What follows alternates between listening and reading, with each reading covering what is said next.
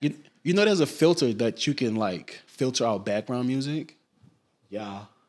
Oh my God, tell me more. It's called, it's called the siren effect. If you hear sirens, just add the siren effect. It's on Final Cut, the app. I use Adobe Premiere. Adobe Premiere? Yeah.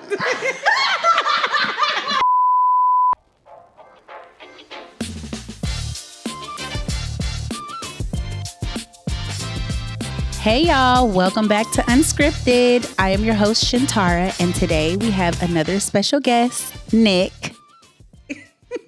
How y'all doing?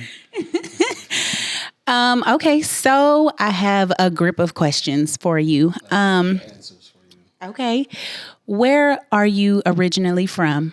So I am originally from New Orleans, Louisiana, but I'm on the West Bank of New Orleans. So I'm from like Harvey. It's like, you know how when people have the main city and when you go out of state, people are like, oh, where you from? You just say the main city? Yeah. All right, well, I'm on the west side of New Orleans. Okay, that explains the accent. Yeah. Okay. When did you come to California? So I moved to California 2017. I moved out here with 4 others, and we got one of them townhouses in Burbank, and we just thugged it out. Expensive there. It was $3,200 to say. It was 6. It was 5 of us. We all paid $600 each. I would say it was a steal. Okay. Do you like when you moved here? Did you end up like loving it? Is it what you expected when you got here? I would say it was. I didn't love it for the fact of how it is, and everybody that was in LA was not from LA, so I got the bad end of it. I had to experience all the people that wanted to be, that came up with these attitudes, that was bougie, was clout chasing. So I didn't get a chance to really experience the real LA people. And then when I did experience the real LA people, my experience with other people that wanted to be from LA, I kind of dawned that on them and showed them that I had a bad experience with people. Oh, okay. And it was like, we're not from da-da-da-da, we over here and da-da-da-da. Everybody that you've been around, not even from here, so how can you allow them to cloud your judgment on us? Got you. I understand. Okay. Well, I know that we have ran into each other a couple times partying, right? Yeah, partying. Yes. Do you still party? I do party, but I mainly party out the country now. Okay. Tell me about that. So, I want to say like 2017 when I first moved out here. Me and my friend Dan, we was like, bro, let's go out the country, have fun. And then when we did it, I started a business page called We Love Adventures just to see who would want to come with us out the country. And like 20 people came. Andre Drummond, basketball player, Dexter Darden from Maze Runner. You know what I'm saying? So I was like, oh, this could be something nice. You know what I'm saying? And we ended up having a good turnout. 20 people came. We got lit. And then after that, it just fell short. Like nobody wanted to promote it no more. Nobody wanted to come. So I was like, I left it alone. Then in 2021, when COVID was like strong, I met a homie and I met a sister, and they put me on to the travel game and told me how my following can help me make more money instead of waiting on social media money. So I fell back from really just doing skits and really just put my all into a business that I can build. Nice. Okay. Has that helped your pockets more than the like social life? I would definitely say that I brought in $300,000 from just 2 trips. That was from Panama and that was from Tulum of last year. This year, I got a few more trips coming up, but I would definitely say I probably made more money than I did with social media, because the money I made in social media, I had to split that money with somebody else. So we made a lot of money together, but overall, I probably made the same amount of money we did together with travels. Got you. I was going to ask you, gathering like 20 people for a trip, wasn't that stressful? To be honest, yes, but at the same time, no, because I'm gathering people who's all over the world instead of gathering from one set group. Okay. You know how you all have that one group chat and everybody never make it out the country in that one group chat. It's probably be 2 to 3 people. Yes. Well, I just create a group chat for everybody that want to come. Okay. And then everybody in the group chat end up coming. Nice. Okay. I'm proud of you for that. That's dope. I see you have a Wildin' Out sweater on. what seasons were you on that show? And can you tell me a little bit about that? I was on season 11 and 12. You probably wouldn't see me on as much because being on the show, we on the show for like each show is like 2 hours, and they have to do a lot of chopping and cutting. So they grab the best moments. My moments wasn't hitting. I can tell you that now. Like I'm funny on and off camera. Yes, you are. But there are other people who just have a bigger fan base off of camera and on camera that would rather see them more than see me. Yeah, you know what I'm saying? So it's one of those dope shows you get a chance to be on, get to be a part of, meet Nick, meet other people, and you just keep that family with you. You know what I'm saying? Because when I went out there, we went to New York, met B. Simone, DC. Well, me and DC been cool since Vine.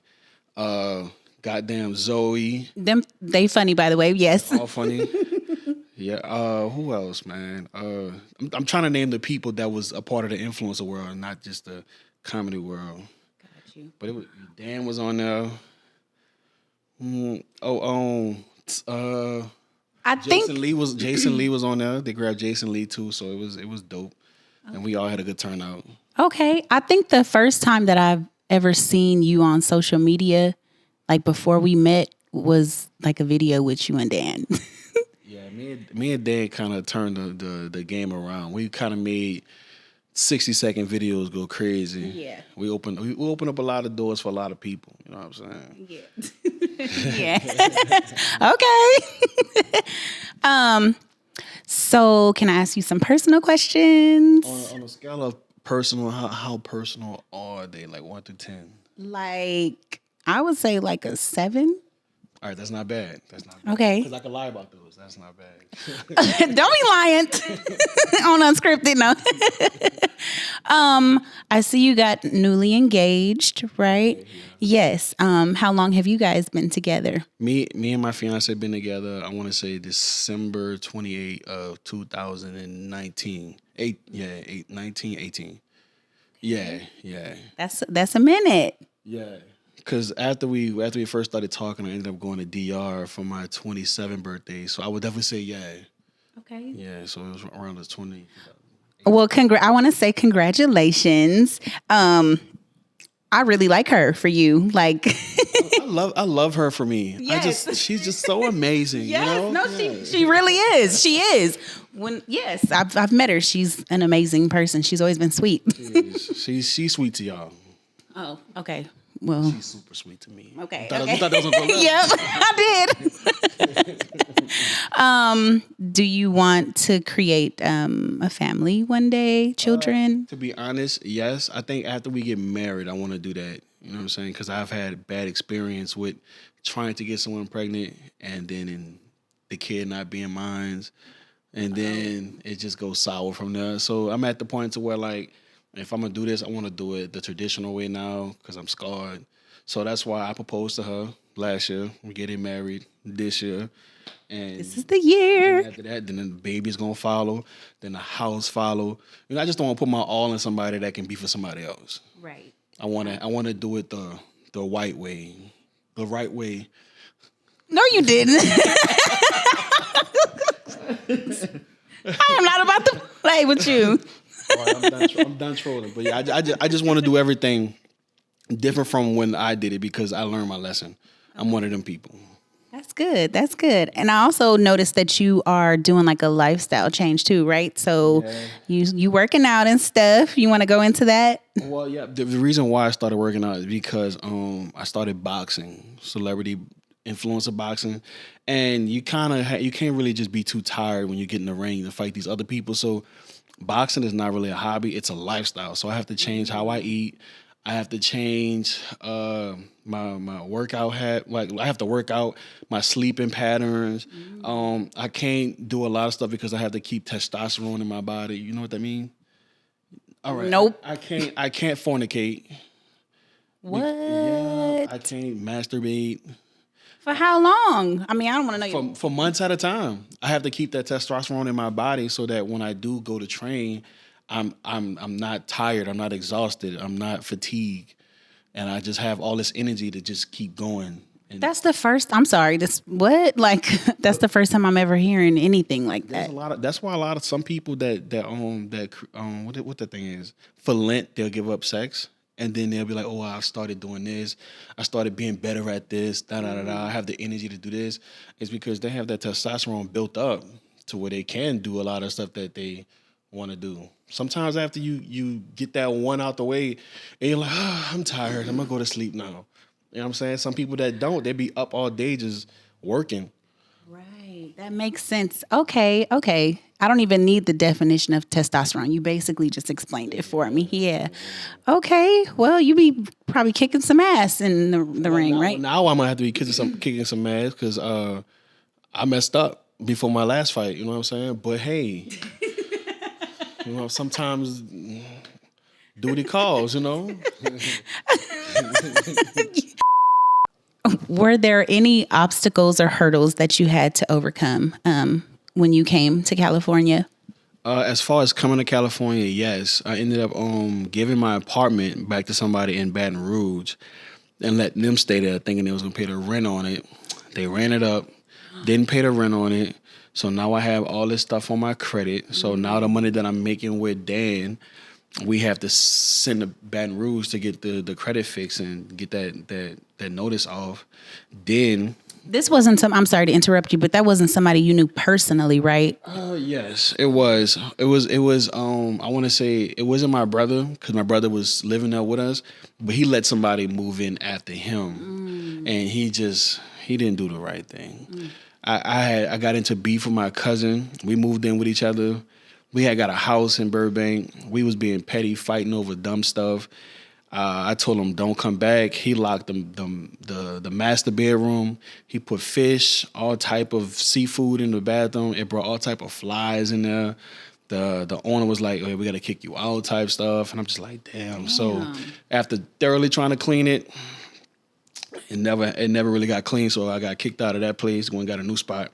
At this point, me and my cousin still beefing. We see each other. We go to family reunions and Thanksgivings with each other. We like, nigga, I'm gonna shoot you up. I'm gonna kill you too. And we're like 5 feet away from each other, going to the same spot. I think we just was drunk a lot. But after that, that was one obstacle. We ended up getting cool and stopping all that. He had a kid. Okay. They got him and his girl got good with each other. Me and my girl good with each other. So we just like we gotta just be friends. Nice. So your relationship is good now. That was another obstacle. The very, very first obstacle, it was me, Dan, my brother Ash, he go by Cash, my other brother Tarzan, he goes by Tarzan, but if you've probably seen him on the new Tom Cruise movie, Maverick, Top Gun, he plays Coyote. Okay. Yeah, and Dan and my other friend Romales. So the obstacle was me and Tarzan had to share a bed, because it was 5 of us and it was only 4 rooms, so we had to lay head to foot so we could have the master bedroom. My other 2 homies had their own room, and Dan had to sleep in a dining room. So Dan turned his dining room into like a smaller game room, but he made it work. Okay. So the obstacle was nobody was comfortable, but we had to grind and get what we had to do. So after a year living with each other, we kind of disbanded and we just went our own separate ways. Wow. Yeah.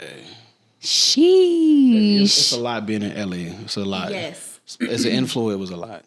Yes. I was just gonna say, do you feel like actors and influencers have they have to, I don't know, rely on that hustle, or do you feel like they need a side hustle to make it? All right, to make this sound how I want it to sound, everybody in LA is making money, but nobody has a job. Nobody has a job. So everybody's doing something other than what they're trying to do to make money, whether they're hustling, stripping, working the corner here and there, you know what I'm saying? What? Hold on. No, look, I don't know. You never know what somebody is doing, because there's a lot of people that's big out here, and I always see them in the club, but I've never seen them, working 5. Yeah. Okay. And I'm pretty sure every time I see them, they talking about some, oh, if you got such and such bank, tap in. I'm like, why are you asking these questions? Right. But I've never seen you at this bank. You don't work at that bank. My whole thing is, it's just like people are finding ways to make money, especially with a lot of stipulations that they got going on with the ERC grant, COVID relief, rent relief, stimuluses. Everybody's helping people get money, but then they help that person get money. They want some off of that person's money, and they're doing it for everybody. So Interesting. Do y'all see that the lifestyle out here? No, I'm just kidding. I mean, it does apply to a lot of people. I don't think for everybody, but probably Atlanta and New York mostly. A little some LA because they do that a lot. yeah. Damn. We all Yeah. know about it. Right. What are your future plans for you and life and your career? So my next big thing, my next business, is called Ami. It's a premium beverage. At first, when I first created it, I named it Amistad. In the brand Amistad, based off the movie Amistad, but not really based off the movie. Because when you hear the word Amistad, you think of slave ship, slavery, and all that stuff. You know what I'm saying? But when I thought of it, I thought of the word friendship, which it is in Spanish. In Spanish, yeah, I'm sure in Spanish. Okay. So basically, I thought of the movie as, yes, the slaves were captured and brought to where they had to be brought to. But I look at it as like, all right, cool. We was brought here. We learned how to read. We learned how to write. We learned how to fight. We was able to survive, and now we could teach everybody else what we know so that we can grow as a whole. You know what I'm saying? So it was like Black excellence. Nice. But some people just was like, I don't want to be drinking a beverage name, Amistad, because it just sounds like slavery. So I changed the name to Ami, and Ami means friend in French and Spanish and Russian and African. Ami is, means Like a friend, universal- universal thing. Because I wanted because I want my beverage to really bring people together. That's why I was like the opposite of Amistad. Because I want to unite cultures and ethnicities and all type of tribes, connection. that. Yeah, because like, believe it or not, let's say we all hanging out, right? You bring a friend that I don't know. I bring a friend that you don't know. We're sitting at the table and we all start drinking. When everybody get drunk, don't they get friendly for some reason? Yeah.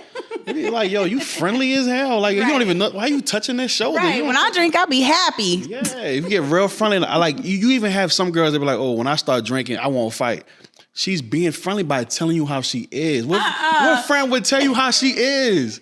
Like, girl, I'm not about to. like, girl, don't get me drunk because I be won't fight. Like, girl, me too. Now y'all best friends. This sounds like a joke, but it is true, and then the shit is funny. But I named it Ami because I really just want to unite people and bring cultures together. So the bottle itself is a chrome fist from out here in my arm. I got it made, sculpted from my arm. You twist the fist off. You can actually drink out of the fist. And there's a cork in there too as well. So it's a cognac and a brandy. So I'm gonna source it next year in Cognac, France, so I can make the gold chrome bottles. Because that's gonna be the money maker right there. You know what I'm saying? You know what I'm saying? The silver chrome is like, I didn't have enough money like all these rich white people to go, international. I'm regional right now. But the more time it picks up, it's gonna get there. You know what I'm saying? Slow and steady wins the race. Yes. Wow. That's going to be your moneymaker for real. And when I show you the body, I'm like, yo, wow, are you serious? Are you serious? I cannot wait. That is so cool. Wow. That's really cool. I'm proud of you. I'm trying, bro. I'm just, as being an influencer, nobody never takes us serious. Yeah. I really want to break that generational. That's not a generational curse because it's not really generations with influence. I knew where you was going though. I want to break that curse because, like, whenever we come out with a business, people always think that, we just selling T-shirts and merch off of our catchphrases and shit, which we are. But it's like, at least we're trying to create some type of business for ourselves. Yes. But the thing is, as influencers that's coming up, they don't never think to create a business coming up. They always wait till they're coming down to create a business. And I'm like, bro, if I can be that spokesperson for influencers to be like, yo, get an LLC, get a business, come up with an idea, start, sending yourself money from your LLC so that you can build your credit type stuff. If I can be that person, I would. You know what I'm saying? I just want to help people because there's a lot of people that's blowing up on TikTok. and they're coming to me for help, and I'm just like, yo, this is what you need to do. And then when I tell them, they be like, that's too much. I ain't trying to do that. I'm like, you sound like everybody else that was coming up. And then when you come down, you're going to be like, damn, I wish I would have listened. Did that, yeah. Dang. Yep. You have a lot of knowledge here. I want to say I'm the Denzel Washington of being an influencer. Okay. All right, okay. And I have a big heart, so I try to put people on game. So when I see certain influencers that need this, that need that, I'll reach out and tell them like, yo, bro, you should do this. And people look at me like, oh, whatever. You that funny person from Instagram. I'm like, yeah, I'm funny, but I'm smart. Right. I've been where you at, and I've been where you're going. Me and my homies shook Instagram up. We shook it up so much to where people start doing what we did and trying to find ways around what we did and just create off of what we did. Right. So I'm off that. Yeah. Now I'm trying to make my own money. You know what I'm saying? Because as an influencer, you have to wait on money. You have to wait on money because you have to wake up every morning. You got to shoot a skit. You got to post a skit. You have to tell people go look at that skit. Yeah. Then you got to wake up the next day and do the same thing over and over. And then when it builds enough traction, hopefully you're looking at your emails to see who's trying to book you or who's trying to have you as an ambassador. And then y'all got to work that out. And then they're going to try to pay you what they think you deserve based off your numbers. Right. And then you're going to settle for it. Yeah. And then you're going to take that deal and you're going to post that content and it's going to kill your page because you wanted money instead of making your own money. So it's okay. You know there's a filter that you can like filter out background music? Yeah. Oh my God, tell me more. It's called the siren effect. If you hear sirens, just add the siren effect. It's on Final Cut, the app. I use Adobe Premiere. Adobe Premiere? Yeah. What's really going on behind the scenes?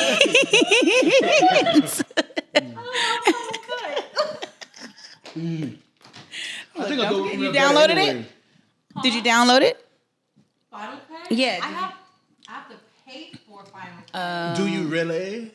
Yes, I do. I'm just saying there's a freer way to do it. Like what? Tell me what? Well, can I wait till after the podcast?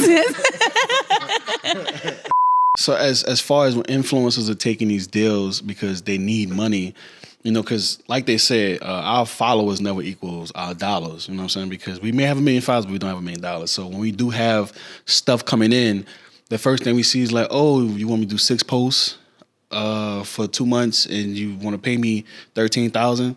They're going to take that. And then those 6 posts, well, it's really not 6 posts, I'm lying. It really be like 17.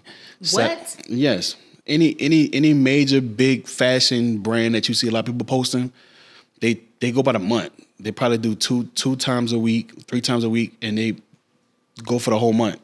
Sheesh. The money be good, but it be killing people's page because if that brand tells you they want videos, then cool, you do videos. If the brand want pictures, you do pictures. It's whatever works for your page. But the more you do over and over and over, that's when the comments start coming in. Mm-hmm. Oh, you sold your soul. You're lame now. You fell off. You're not that funny no more. And then those comments, it mess with your mental because you're like, damn, I do this for a living so I can eat. But I wake up every morning and shoot these skits for y'all. And here you are who barely comment on my stuff telling me I'm lame, I fell off, I'm whack. And then now you're just like, you do it then. Yeah. You do it. Yeah. Your page is of a picture of you and your son. You have no content. You get up here and do what I do. Right. But it kind of motivates you to be like, you know what? I need my own money. So that's why I started my own 2 businesses. Nice. Yeah. Yeah, I have a feeling it's gonna take off. I got a feeling it will too. I'm manifesting it does. I've seen my sister brand take off. Super Scent. I've seen how she started and where it ended up going. Yes. Black with his own Black Smoke. Let me see. Okay. What happened on here? Educate us on some things. You know what I'm saying? Saying about Black Smoke. Tell us about that. We used to go out smoking hookah all the time. Matter of fact, he really be inside his house drinking wine and dipping and smoking a hookah. Next thing you know, he was like, this is going to kill me one day. I need to create something healthy. Next thing you know, he started dipping drinking wine and found a healthier version of smooth hookah. So it worked out for him. I got homies that's really just like focused and trying to accomplish goals. We all start off as influencers, but like the end game is not to be an influencer forever. Right. I love that. Can I just say, I really, really love that. Yeah. I do. Like, it's like you're evolving within yourself. You're finding what you want. You know what I mean? Like, yeah. I've seen people that just want to be an influencer all day. Like I've seen people that started before me and they're still like, yo, let's link up and shoot skits. I'm like, bro, you're 45 with 3 kids. Like, are we still shooting skits now? Because at this point, it's reality for you, bro. Like the skits we were shooting is not reality for you. It's like we gotta. I mean, most people's skits are like relatable stuff, but it's just like we can't keep making skits about the same stuff over and over and over because the generation after us is gonna do the same thing over and over and over. Right. It's gonna get tired. Yeah. It may be new for some people that's never seen it, but it's like the old heads. Y'all seen that before. Y'all seen Martin, Dave Chappelle, and all them do the same stuff that we came up and we started doing, and now the youngsters, what is it, Gen Z, Gen X. They're watching Key and Peele do it. So now it's like, who after them? What's after? I know Boomers up before that. It might be Gen XYZ. I don't know. Not XYZ. I don't know what's coming after that. You know what I'm saying? And then they're going to have people shooting the same stuff over and over. The same stuff that we laugh at, it's been done already. Yeah. But there's a lot of businesses that have not been created yet that can be done. There's a lot of businesses that are the same as other businesses with just different names. It just takes the right person to market it a different way and just make it better than the last person. Right. I totally agree. Threw me off, but it's okay. So is there anything that you would like for people to know that they don't know about you from following you on social media? I love Afro beats. I love soca music. I DJ EDM music, and I do produce EDM here now. But I get my home in the mix and master because EDM is tough. It's really tough. I would have never thought that. Yeah, I got a few songs on Apple and Spotify. I got a few songs. Okay. Right. You want to play us something? I mean, I can play a song. Let me go to it, man. Let me go to it, man. Hold on, man. About to play us a song. By me being from New Orleans, I mixed a New Orleans bounce with EDM, so, you know. Okay, I'm waiting. Oh. Keep calling my phone. All right, here we go.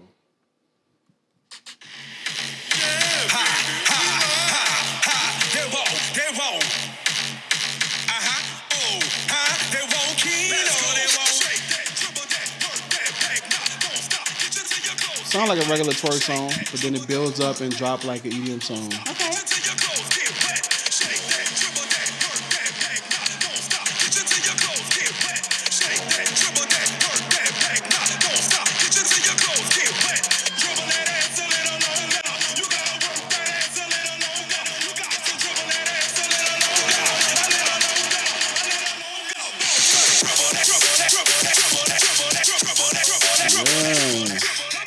Nice. It go crazy. I created some regular progressive house, deep house, but that one I shot a video to that one. That video went crazy. That was nice. Okay, yeah, I'm gonna have to go add that to the playlist. I go by Patti Whack too on my music. Patti Whack. Patti Whack. Okay. Like on the back of my shirt. You can't probably see it. Yeah. It's just like my last name to my first two, like knick-knack, Patti Whack. Got it. Yeah. 'Cause that's your Instagram name, right? Yeah. Yes. Okay. I felt like Patti Whack was a good EDM name. All these other EDM names I be hearing, it just sound like your name has to be like something off the wall. Yeah, it is. Look. So you like EDM? I would have never thought that. I'm just so tired of like when we was kids, we was taught to learn what our parents loved. You know what I'm saying? I'd be watching movies and they'd be like, "Oh, raise your kids how your parents raised you." But the more we grow and the more we see how our parents was raised wrong, we just want to raise ourselves the right way, and then we try to raise our kids, but they see how our parents raised us wrong, so they try to raise themselves different. And this is why no kids never like to listen to their parents sometimes. because they have TV, they have games, they have the news, they have this, and everybody's gaining their own type of education from learning from what they be around. Yes. Because I have 2 children. I don't know if you know, but yes, I have 2 kids, and watching them from infancy to my son is 13 and my daughter is 11. I definitely see the influence. Like I'm like, who are you? It's like no matter what you teach them, they're going to learn something different and try to showcase it to you to show you what they learned. And then they expect you to be cool with it. Yeah. But you're like, no, that's wrong. But in their eyes, it's not wrong. Right. It's just not right. Okay. You're trying to twist my brain. Yes, you are. Because I was like, I after being around certain people that be talking about gentle parenting, I'm like, I get it. You don't want me to whip my child because that don't work. No, they don't want me to whip my child because they feel like if I whip him, he's gonna grow up to be a badass. And I feel like if I whip him, he'll know right from wrong. But it don't matter how much I whip my son, I can tell him what's right from wrong. He'll know what's right from wrong. It's up to him to make that decision on what to do and what not to do. Yes. Because you can tell your child, stay out of the kitchen, you're going to burn yourself on the stove. But then sometimes you got to let your kid go in that kitchen and touch that stove so they can learn why not to touch the stove. Right. Yes. Okay, I think you're ready to be a daddy. I think I'm ready too. I just feel like my kids can learn so much from me. Yes. I could teach them so much. They will be funny. They got no choice. If they're not funny, I'm disowning them. I'm sorry. Funny runs in the family. Yes, it does. Gotta keep a funny bone. Okay, before we close out, I want to say thank you so much for coming on to this podcast. I also want to say that every single time that I've ever seen you, you have been a genuine person. Like for real.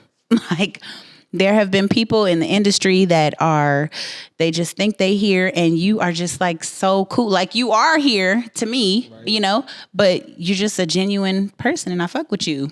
I try to be the best version of me, and I've seen the people you just talk about. I've seen them on camera and off camera, and I just don't want to never be like that. I want to keep spreading good love and good energy, because I do believe what you put in this world, you get 100 times back.